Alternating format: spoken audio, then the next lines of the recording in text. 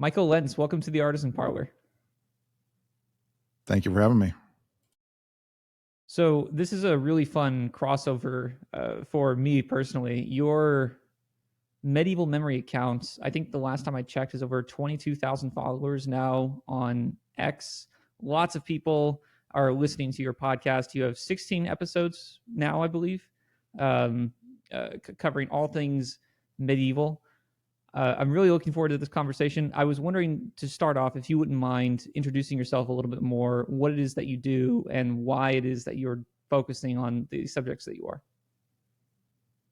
Yeah, well, thanks for having me. And so I kind of got into history. I've really been into medieval history my whole life, I guess, but I kind of got into medieval history, when we had our first son, and I started looking for names for my son, and that sort of dragged me into primary sources and reading stuff again and kind of getting excited about it. So I'm an enthusiast. I'm not a historian. I'm not professionally trained or anything. So what I kind of view my role is to kind of get people excited about medieval history, to get people interested in medieval history, to sort of bring some epic stories to life that are maybe less talked about, less known, less in the public consciousness. For example, like the Chevalier Bayard or the Dueling Stories audiobook that I recorded, those types of things I'm looking to get into more and talk about them more. And so I started doing the Medieval Project about a year ago.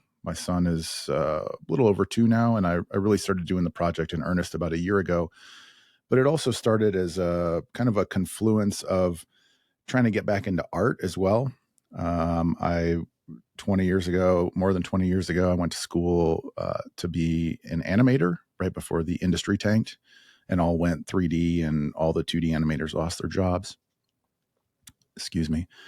So I've been sort of doing art on and off, and I wanted sort of a way to kind of get back into art. And so one of the things to kind of do that was I had realized the times that I had gotten into art in the past that I didn't really have an audience or anybody who's like looking at my artwork. Basically, I could sit in my room and do the work, and then you publish it after a month and nobody sees it. So I kind of had to do it the opposite way this time and sort of build an audience that was interested in the work, and sort of start leading up to the work. So my project is really about, building up this interest in history and talking about history and trying to revitalize some history a little bit. And then as a window to sort of get back into doing my own art.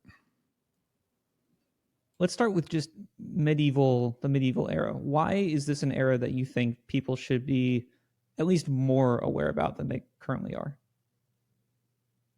Well, in a general sense, it's a very pivotal time in Western civilization. It's sort of the bridge between the Roman Empire and the Enlightenment and the Renaissance and all of those more modern eras of history that we are really affected by. But a lot of those eras are rooted either in their reaction to, or a further expression of what happened in the medieval period. So I think the medieval period is very important for people to, I guess, understand in a way, as to understand how Western civilization developed, how our culture has developed. And like I said, I'm not a historian, so I can't make claims like, well, this is why this, because I've studied the thing. But certainly as I've looked at it more and thought about it more, there seems to be a lot of connections with the way that Western civilization is run now and connections to the medieval period.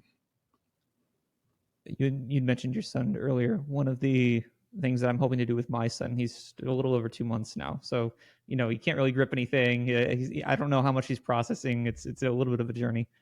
And as a side tangent, as I'm discovering, sleep deprivation is very real. So if I lose my train of thought over the course of this, forgive me. That's usually that's unfortunately becoming more par for the course. But one of the things that I want to do with him when he's older, I want to have lots of tapestries, medieval tapestries. I want to get him wooden swords and shields. And one of the things that I'm noticing in the conversation, not just in the work that you're doing, but in the let's call it a resurgence of medieval interest, at the very least interest. There's a conversation around manhood, masculinity, chivalry, specifically as it pertains to something like knighthood. What does it mean to be a protector and a provider? And we'll get into some of the Crusaders and the Crusades a little bit later. But I'm curious, why do you think that there is interest in this period as it specifically pertains to that masculine archetype? Maybe we can call it that. Well, I think in modernity, it's pretty clear that I don't want to say things have gone wrong, but things are sort of off the beaten path. We're sort of forging a new area. And I've said this, well, I guess it's in an episode that hasn't come out yet, but I'm not a returner. I'm not trying to return. We're not going back to the medieval period. But one of the things that I think is really important about understanding history, not just medieval history, but any period of history, is that you can understand the trade-offs. So what we have now is, a particular system, and whether things are good or bad is certainly up for discussion. But we have to understand what the trade-offs of those things are. And certainly that's one of the things that studying history gives you some sort of perspective on how things were at a particular time, how they are now. And you can look at those things and you can say, okay, well, here's a trade-off. And I'll give you an example. We obviously in America, we don't have a king. But when you have a king, you have a single sovereign. So you know where sovereignty is, you know who's in charge, you know who's doing the thing. One of the things that's been very apparent over the last decade of presidents in the United States is that no matter who's in charge, there are certain things that just keep going and just keep doing their thing. And in a way, people don't know who's doing those things. People don't know what's going on or where that's coming from. And so that's a trade-off. Not having a king, of course, means that you don't have an abusive king, but also not having a king means that you don't exactly know who is the sovereign or who's making those decisions. These things just sort of keep happening. And then, well, a president changes and those things keep happening. So I think that there's a resurgence in the medieval period, back to your question, about masculinity and manhood and, maybe families and these other various topics that people are finding interest in medieval history for, because things were so different. I mean, the medieval period is very, very different. As people have said, the past is a foreign country. It's extremely different. So I think there's a resurgence in those things because people are starting to look at how things are going and they're getting curious about these trade-offs and they're wondering how things were in other periods. How did we get to this point? What did this look like in a different way? How did people run a reasonably successful society in a different way? And so I think that the medieval period is extremely different. Some good, some bad. And so I think people are finding a lot of interest in other periods in history and medieval history for that type of reason, to try to understand what the trade-offs are and, kind of what exactly is going on here. Yeah, and when you talked about monarchy, immediately what comes to mind is Plato's Republic and the organization of differing levels of government. I might have this wrong, but I think it was Thomas Aquinas who had actually said that monarchy was the most ideal form of government. Now, he was saying that in reference because he was a Christian. He was saying that because in the Christian worldview, you have Christ as the king over all of the world, all the nations, and then below monarchy, I believe, is then aristocracy, and then all the way at the bottom, of course, at this hierarchy is democracy. Funny enough, and certainly, I don't think I've ever actually spoken on politics on this podcast yet. There's always I laugh sometimes at some of the conspiracies that come out of the internet, but on the flip end, when people talked about this idea, like you spoke of, that things continue to run the way that they will run regardless of who's in charge, that leaves open a tapestry, a landscape of conspiracy to emerge, and not unreasonably so.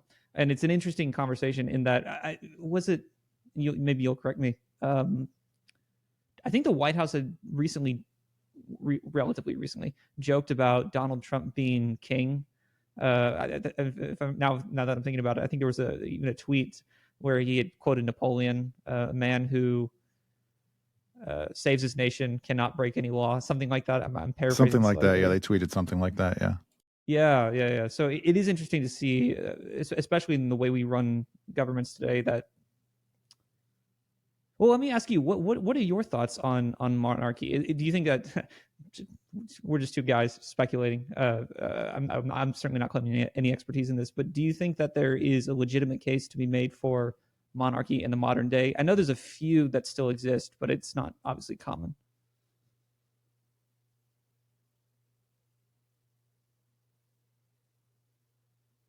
I just an episode that also hasn't come out. I just recorded it, and I asked the guest almost this exact question. I am. Oh wait, no, I'm sorry. It's the episode that just did come out with Taylor Kniffer, and I did ask him, and it's tough being an American with this sort of question, because obviously my opinion is that we have sort of a crisis is not the right word, but problem with sovereignty and a problem with legitimacy. But also at the same time, as an American, our tradition is to not have a king. So, how do you sort of square that circle? I, of course, I guess, have been developing. I'm not an expert in these things. So, I haven't spent my whole life studying the Constitution and studying the exact wording of everything, and then studying the medieval period to be able to make an accurate comparison. But from what I can see, it seems like the founders were very concerned about preventing things from going wrong, as opposed to creating a system that allowed wrongs to be easily rectified. And so what that has done, it seems to me, is create a system where, of course, it's difficult for things to go wrong because they've put in a lot of checks and balances, and they tried to sort of have a lot of circuitous ways and, of course, restricted powers of the government overall. But now that means that if something does go wrong, it's very difficult to fix, or to, in our case, even figure out who's doing what. So, in terms of trade-offs, I feel like that's a real problem that where we're at. Does monarchy have a place? I don't know if monarchy does, but certainly we need to understand, I think, sovereignty better, and who's making decisions, and who's in control, and who's the legitimate leader. If that's not a king, then who is it, and who's doing what, or who's the group of people that actually has the authority here? What is the authority? Who is legitimate and for why? One of the things, it's not I don't really get into politics in any of my content. But just as an example, I see all over the timeline right now, they're talking about all this gerrymandering stuff, and how, okay, we're going to recount people and re-gerrymander these districts, and that's going to flip 30 seats to the Republicans. Now, does that sound legitimate? I'm not saying that what they did before that even was legitimate. Maybe this is fixing something that was illegitimate before, but that doesn't strike me as legitimate governance. We're just going to sort of draw the lines differently over here, and magically now these people have the legitimate reason to make decisions for everybody. That's kind of a silly system of governance. So, I don't know if a king has a place because of the American tradition, but we certainly have, I feel like, issues with sovereignty and legitimacy. I love the way you put that earlier. The Constitution, I've never thought about it in that way, but the Constitution being set up to be almost preventative. It's almost like playing not to lose rather than playing to win. That's such a good conception. I know when I've gone through it, I've never fully. I get made fun of for this on X, but I often point out that so many of the founding fathers were pro aristocracy and actually had a lot of doubts privately about democracy. It just never made it to the public light because they were trying to set up a system of government, and they put together the best thing that they could put together. And on the monarchy point, because again, a lot of people also push against monarchy, and understandably, because monarchy obviously always runs the risk of devolving into tyranny. But on the flip end, the counter to that would be, well, democracy can also be tyrannical. It's just a different type of tyranny. But many of the founding fathers were not, from my reading, were not anti-monarchy as much as they were anti their monarchy, if that makes sense. They didn't want to be a part of Mad King George's empire anymore. They felt like that the rulership was poor and that they could do a better job, which in their defense, clearly they could govern themselves, and that makes sense. But to your point, the lack of respect for something like sovereignty does leave open a gaping hole that allows for a lot of very strange veils to fall over the government to sort of hide that. Well, it prevents transparency. That might be one way of thinking about it. In medieval history, one of the other issues that comes up is that it's often thought of as the Dark Ages. These were like the simple peasant farmers who were rescued by the incoming Renaissance and Enlightenment. And there's been a lot of pushback recently, and when I say recently, I mean within the last 20 years, that this is actually not the case, that we can almost think of the Enlightenment as the Dark Ages and the medieval period as a sort of Enlightenment era of history. I don't know if you have any thoughts on that, but I'd be curious to get your take on that. So first, I did want to say, to your previous point, to whatever criticism I have about the founders, they won a war, and so they got the opportunity to do whatever they wanted with it. So who am I? I didn't win a war, so I can't really, I'm just a guy, so that good on them. They got to do their thing. But so I just want to say that, the criticisms are from a place of respect. Of course. As far as the Dark Ages go, and I run into this a lot online. I've made a few posts that have actually done pretty well criticizing the Dark Ages, this conception that anything between 500 and 1500 was dark and dirty and everybody was stupid and backwards and all of that stuff. So technically, the way that it's supposed to be is that the Dark Ages are a technical term in academia. It's a technical term for a very limited period of time. You could think of maybe from like 500 to maybe 800, where there's really a limit on sources. And so it's darker technically because we just don't have that many sources that really reveal sort of a depth of understanding of what that period was really like. That's the technical definition. In the common perception of the Dark Ages, it's just the entire medieval period from 500 to 1500.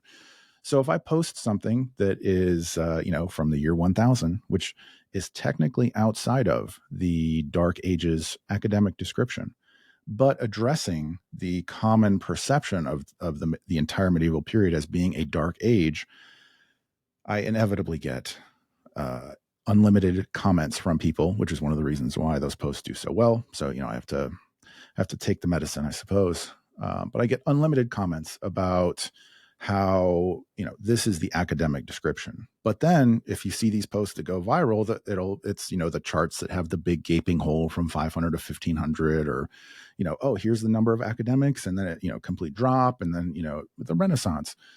And so there's two different things. There's the academic description, and then there's the public consciousness. And if you speak about it in terms of the public consciousness, you always get this sort of Reddit bait and switch with people saying, well, actually, that's not the Dark Ages. Didn't you know? But that's actually how people think about it. I shouldn't say, no, not all people, obviously, but that's in the public consciousness. There is a large percentage of people who think about the entire period as being dark. My opinion on why that is that, sort of back to this crisis is not the right word, but problem of sovereignty and legitimacy. I think that in modernity, and this is not, I'm not ascribing malice to anybody. If there's free money on the table, you should take the free money on the table. And this is free money on the table. So, we're having problems of legitimacy and sovereignty. What's the easiest way to make ourselves seem legitimate and sovereign? You know what those guys in the past were? They were stupid and incompetent. Everybody was dirty. And in fact, you know what all the leaders were doing? They were just murdering everybody. They were just running around, just stabbing people whenever they wanted to. Nobody had anything to eat. Everybody died when they were 4 years old. And, you know, that's like the easiest. It's free money. You can just say that stuff. Who's going to, you know, how many people are going to go know anything different? Who's going to know that? And so it creates sort of a political justification for everything. You know, if you want to have any criticism of anything, right? Like if I wanted to say, you know what, I don't know about this democracy thing. What do you want to do? You want to go back to the Middle Ages when everybody was just murdering everybody and it was evil and everybody was stupid? It's free money. So I think that is a big reason why the myth persists, because, you know, and obviously that sort of conversation requires a lot of nuance. Everything in the past was not good. Everything in the past was not bad. Everything now is not bad. Everything now is not good. But you can sort of, you know, you can sort of just get that justification automatically by just saying, well, what do you want to live under feudalism? You idiot. You would have been a dead peasant. Well, speaking of things that are being re-examined, I really wanted to jump right into this. So let me give you a little bit of background on how I came to this. So I'm 26 now.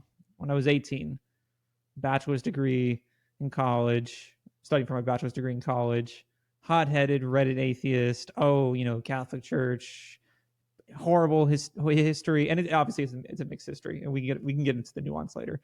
But one of my favorites at the time, online atheist debates, was with Christopher Hitchens and Stephen Fry at, I forget which Catholic church it was, where they essentially, it wasn't even a debate, it was just them lambasting and accusing, and Hitchens going all the way back to the Crusades. The church needs to apologize again for this. And, you know, this is the sort of narrative I've grown up on. The Crusades were done by the evil Christians, and the peaceful Muslims were defending their homeland. And this is why this history is the way it is. Jump to now. A lot of people have come up re-examining the Crusades, saying, hold on a minute. No, this history is not only inaccurate, but possibly even anti-true. So can you talk a little bit about the re-examination of the Crusades, kind of why this is happening? Well, I think you're right. I think there certainly is a re-examination because it was probably hit so hard 10 years ago, as was fashionable to do.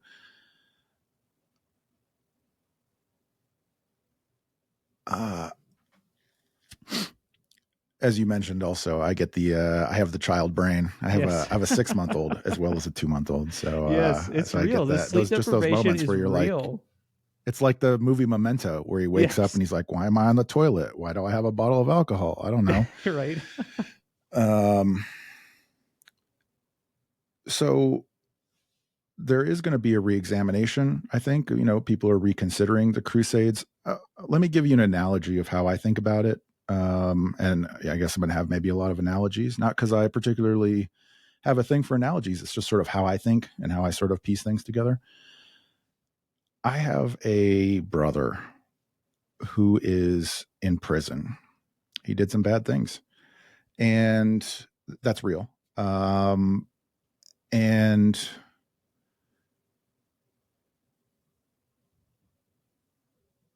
not that the Crusades are like being in prison per se, but the issue here is that when people want to talk about my brother, you know, to me in particular, you know, of course, it depends on who they are and sort of what their interests are. You know, we would all agree that he did some bad things and he maybe is getting what he deserves. He is getting what he deserves. And, you know, that's just how it is. But it certainly depends on how somebody outside of the family wants to speak about what's happening with my brother, that is going to determine not only am I going to take them seriously, but what my reaction to that is. I'm a son of Western civilization. The Crusades are a part of Western civilization. They're a part of Western history. They're a part of Christendom and European history. So how seriously I'm going to take somebody's criticism of the Crusades, or, you know, they're talking about the Crusades, my reaction to that is relative to how they view the family. So how and it goes back, I think, to what I was saying about the justification. People want a re-examination, or there is re-examination of this because, of these issues of legitimacy and sovereignty, and how it's been used so seriously for so long to either go after the church, or to go after medieval society, to go after Christendom, to go after European history.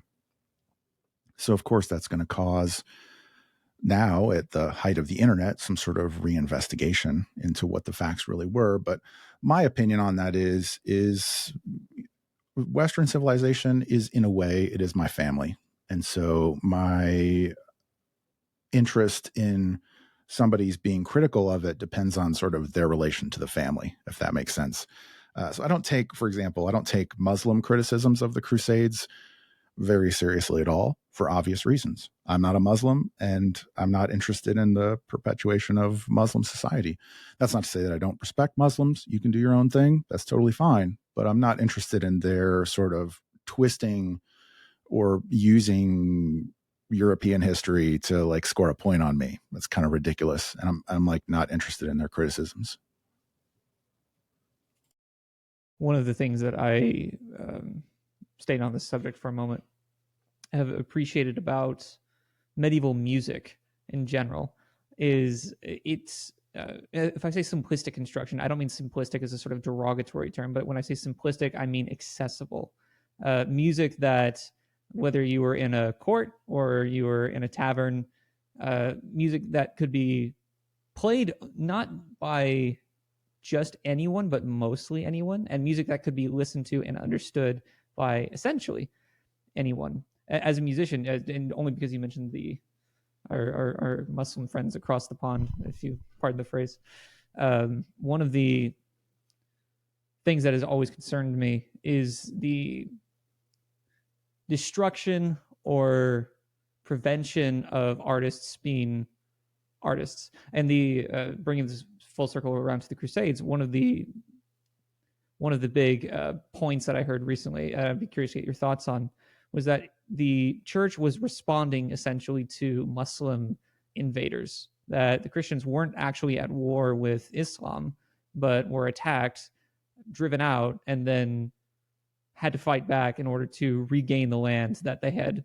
originally occupied. Now, on the Muslim side, they have called this bunk history. I forget his name is Mohammed Hijab. He's a UK Muslim who has gone into great detail as to why he thinks that this is ridiculous, and the Christians were actually the aggressors, raping and murdering and pillaging and so forth. What do you think about the point that the Christians were actually responding? It's essentially a justification of the Crusades, that the Christians were right to fight back in the way that they did. They lived in tough times. I think that's one of the things that is certainly difficult for the modern mind to comprehend, is just the reality of the time. It was a very... I'm so sorry to interrupt, because I know people won't understand. Would you mind going into just a little bit more why these times were so difficult? I know we have a good sense of this, but I think a lot of people who might tune in won't fully understand just how difficult of a time period this was to live. Well, I'll give you maybe just a brief conception of how I think about it, I guess. But after the collapse of the Western Roman Empire, you had all these various tribes that are sort of trying to carve out their own piece, if you will. And so things are obviously very competitive in a violent way. And as things progressed, the Franks ended up sort of coming out on top, which the Franks, they were essentially really established by Clovis. He was the one who sort of put them on the map, like established their domination. And that's obviously where the modern French people essentially come from. So he sort of put them on the map, roughly about 500. But it was a very brutal time. I mean, he murdered a lot of his own family members. And a lot of figures in this period have a very checkered past in this sort of way, as we would view about it now. But what's important to understand now is that if you took somebody who you think is like, oh, this is a good person, I'm just going to pick somebody, right? Like if you said, oh, well, Clovis, he was a bad guy. He killed his own family members. He was just brutal, didn't take anything from anybody. Just, if you come at Clovis, he's got the axe, he's going to chop you up. What we really needed is somebody who's just a good guy. We needed like a Jordan Peterson. And so if you took a Jordan Peterson and you took him back and you made him king of the Franks instead of Clovis, he would have lasted maybe 30 seconds. He'd have been chopped up by some other guy for his weakness and, his obviously inability to fight people and these other types of things. So our conception of what is good and necessary is very different due to technology and luxury and where we are now in modernity versus what was required at the time in order to lead and command warriors and to be able to not die to your rivals and these types of things. So you had to be brutal. You had to be violent. That was sort of a preeminent requirement of being a leader in those times, because the guys who were not violent enough, we don't hear about them. None of us are related to them, and they ceased to exist. So it's a tough thing for the modern mind to sort of wrap its head around, that these times were extremely violent. And so to look into the history and tell the epic stories is not necessarily to glorify violence, but to glorify the heroism that goes along with that. These men stared down death and came out on top most of the time.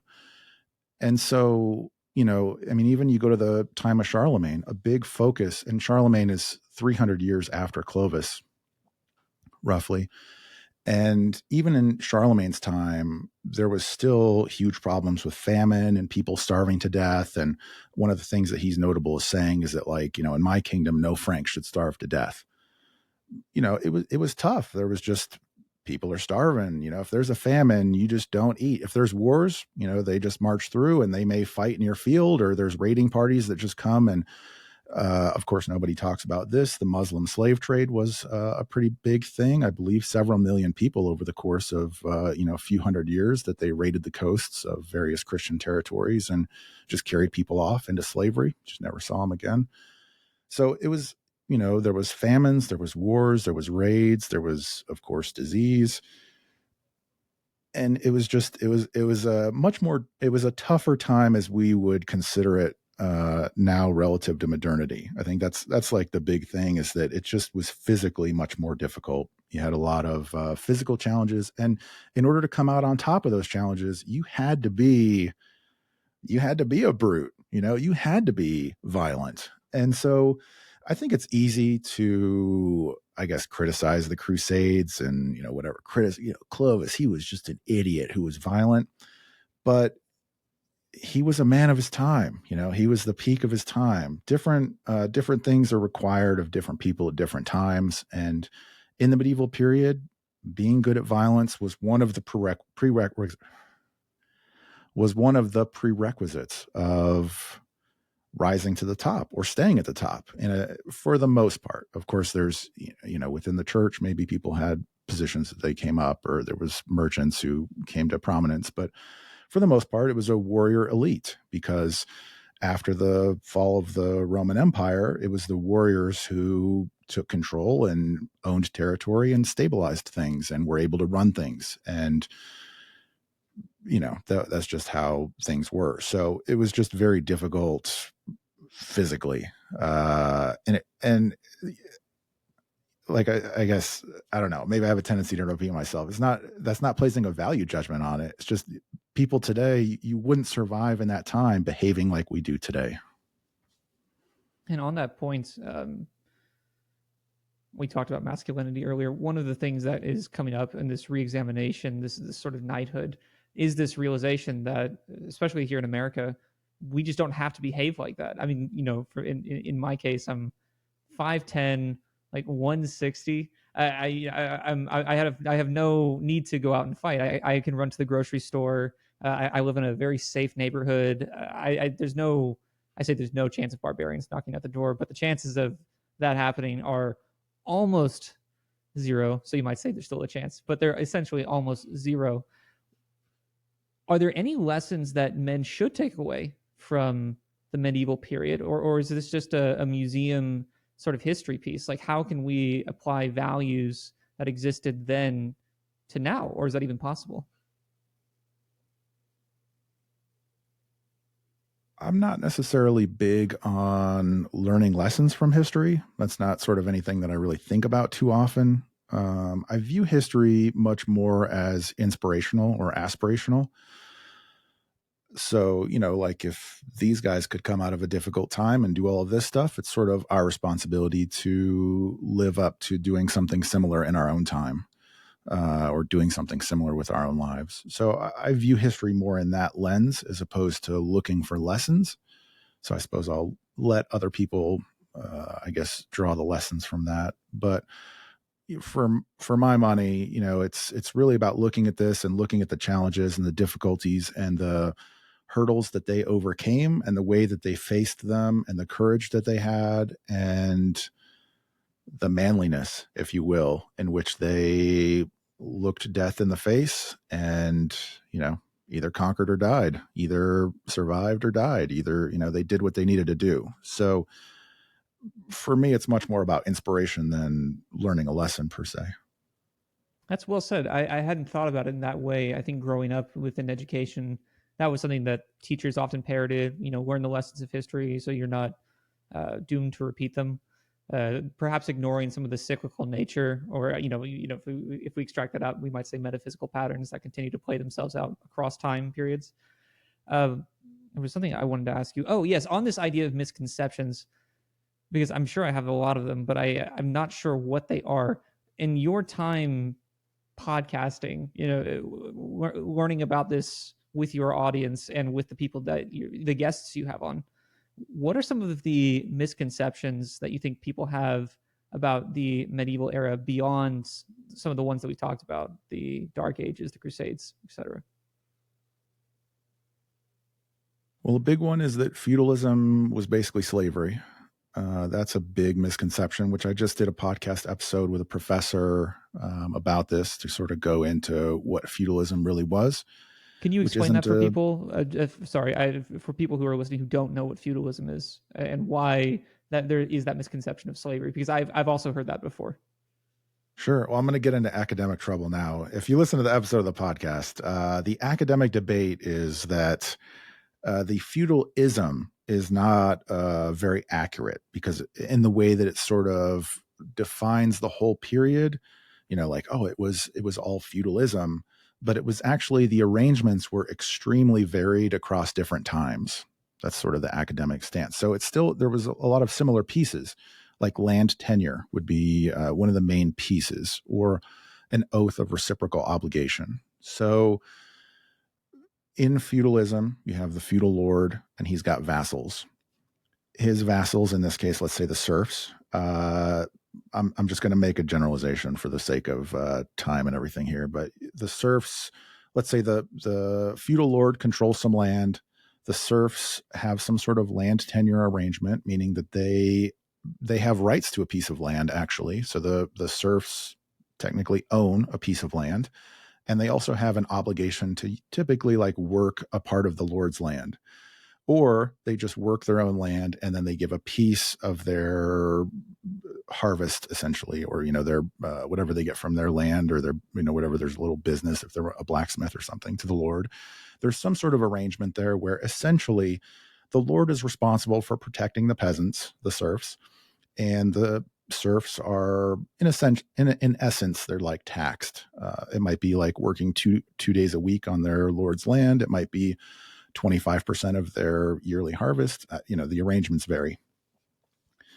But it's very different from slavery, for example, in that the serfs are tied to the land. They actually own a piece of land. And now, of course, there's a huge amount of variance, because how much redress you have should your rights be violated is obviously varies extremely widely over time. So how accurate that is also varies widely over time and place.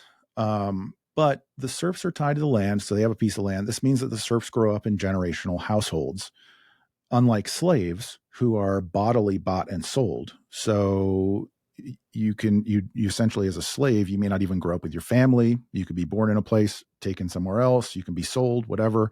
And obviously, as a slave, you can be abused or killed at any time with, essentially no redress because you are a slave. Whereas serfs, now I'm not saying that the compensation is just, and of course I'm not justifying any abuse, but there were protections that they had against abuse, and there were compensations that were required. Should a lord get carried away and murder one of his serfs, there would have been compensations that typically would have been required. So growing up in a generational household, growing up on land, growing up in a village, your, let's say, 60 to 70% of your time perhaps was your own, in the sense that you had to farm your own land to provide your own food, or work your own blacksmith shop and make your own money, or whatever was the case. So it's not like slavery is really the point, in that you just do whatever the Lord says, or you do whatever the master says. The master owns you. They can sell you. They can whip you. They can do all these things. The serfs had various rights, and not a lot of them, not like we would conceive of rights, but they had way more rights than slaves did. And so it's just a completely different thing once you start learning about how the system works. It was not, and of course, the best slave situation was probably much better than the worst feudal serf situation. But the way that I think about it is, if you made a proposition and you asked 100 serfs and 100 slaves if they would switch sides with each other, I think most of the slaves would probably switch with the serfs, and I don't think any of the serfs would switch with the slaves, for the obvious reasons that we just discussed. So this isn't to make to say that it was incredible or anything. It was much different than slavery. So that's a big one. Yeah, one of the things that I think would help, and you correct me if you disagree with this, but one of the things that I think would help people when they are examining history is recognizing this idea of progress of a kind. Speaking of Hitchens, that was one of my favorite phrases of his, progress of a kind. It's not to say that feudalism is ideal in the modern 21st century, but feudalism probably was definitely ideal over something like slavery. And that is a, let's call it a quasi-moral progress that people should take into account. And that also goes back to that idea of people existing in a very specific time and place, having to adapt to the times that they live in. It's so easy. What is the phrase? It's always easy to judge our forefathers in a haze, but when you turn around and look to the past, the haze is gone, and it's like, oh, obviously these are the decisions that should have been made. Something like that. Back to misconceptions. Another big one. I don't know if you've seen this. I've seen this a lot in memes. Kingdom of Heaven, Ridley Scott's Kingdom of Heaven, very famous medieval movie that has, it seems to have gotten popular again recently. I don't know if you see any of the King Baldwin memes. Edward Norton, he's got all of that. I'm assuming you've seen it. You're a medieval guy. What are your thoughts on the film? Is it accurate? Does it depict medieval times correctly? Did blacksmith sons all look like Orlando Bloom? Probably a little bit different from most history creators, posters, in that historical accuracy in the technical sense doesn't really bother me so much. For example, Baldwin's mask is basically an invention. He did not have a mask. He just looked disfigured and went around being very disfigured all the time, which is mentioned, I believe, in at least one Muslim source. For example, they thought it was pretty wild. So I don't have a problem with historical inaccuracies in a technical sense. What bothers me is historical inaccuracies in a like spiritual or metaphysical sense.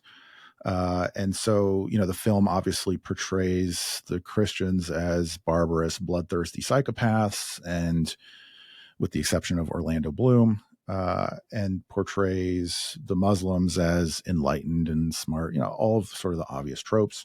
And so I view that as like a unforgivable metaphysical inaccuracy. I guess if you want to say it that way, think about it that way. So I don't particularly care for it for that reason. Sort of back to the family analogy. If somebody is trying to slander my family, I have less tolerance or interest, I suppose, for those sorts of things. So, which, we're obviously expressing opinions. I'm not going out of my way to like fight people or anything. I'm not like the anti-Muslim guy online. I Yeah, don't go after we're people two or guys anything. having a conversation. Yeah, but but I don't care. I'm just not interested in their opinions. So, Ridley Scott, I think he's sort of starting to prove that he's a cynical guy when it comes to history, and he doesn't really have respect or appreciation for the people that he is depicting. And so I don't particularly care for the movie for that reason. But I will say the visuals and the aesthetics are incredible. I mean, and in part because he's really the only one I think who's attempted it in our lifetime, but that time and place. But the visuals are fantastic. But the story is kind of silly. Balian is like a blacksmith who then learns sword fighting after one lesson in the woods, and then he fights 3 Templar knights in the desert, and it's like that is very silly stuff, historically speaking, which, I get it. It's a story. I'm not super bothered by that stuff. What really bothers me is like the portrayal of the Westerners as barbarous, bloodthirsty psychopaths and the Muslims as, enlightened, whatever Buddhas or something, that, they're just better at violence just because it's just a way to get to the thinking, which is what's good. Whereas the Christians, they just love the violence. They just want to kill people because that's awesome. Not really into that. I think that's like obviously ahistorical and silly and, Well, since I've got you on movies for a second, the only 2 medieval movies I've seen are, uh, how did I just lose it? Kingdom of Heaven, and The Last Duel with Ben Affleck and it'll come to me, Adam Driver. That one I actually enjoyed more than I did Kingdom of Heaven. But I'm curious, are there any films or any good modern depictions, or we might say quasi-modern depictions of medieval history that you've come across? Last Duel, I just said this about Ridley Scott, but The Last Duel, I think partly in because of Ben Affleck and Matt Damon, is actually pretty good, and even historically pretty good. It follows, the story of Jean Carouge and Legree. It follows the story pretty well, pretty accurately.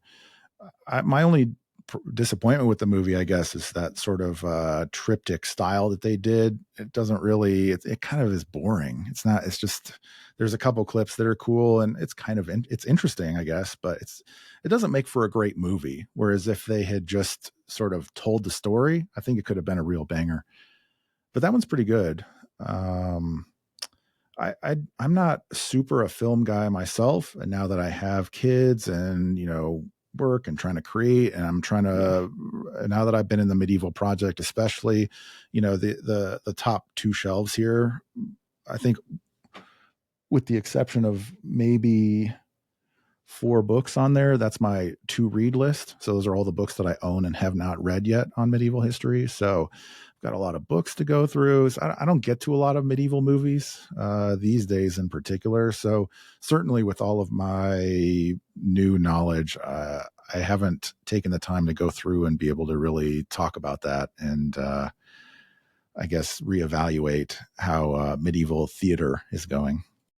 Well, I have 2 more questions for you then. But the first one, what are your plans with this medieval project that you're doing? Where are you hoping to take this? Where are you hoping to grow this? Obviously, it's exciting. People are jumping on and listening and watching with a lot of enthusiasm and curiosity. But what are your plans, especially with this audience? What are your plans going forward?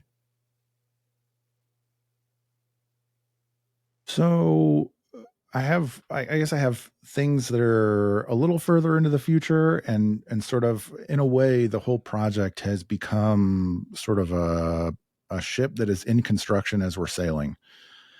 When I started, I didn't plan to do a podcast talking to historians or anything like that. It just sort of was something that like, well, hey, this kind of seems natural. I know a few historians now online. Maybe I'll just start it and see how it goes. And, it's going pretty good now.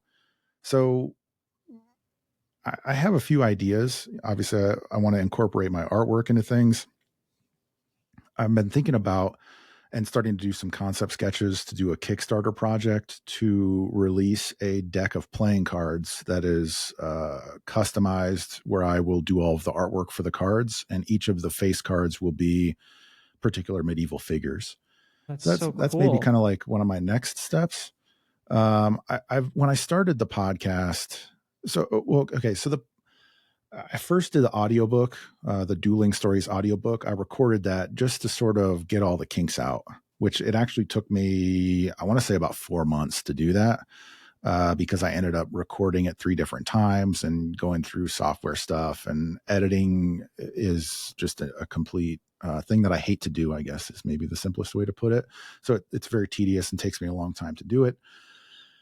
And so I did the audiobook as a test for the podcast. And what the podcast was originally conceptualized in my mind was to be kind of like hardcore history, which is like 5 or 6 hour podcast episodes, but biographical on particular medieval figures, and then have sort of accompanying historical artwork also done by me.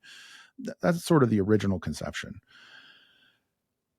What I quickly discovered was that that's a huge thing, trying to make like a 5 hour pod. This is why nobody does it, by the way, because it's an immense project to actually like learn the history and then learn what it would look like.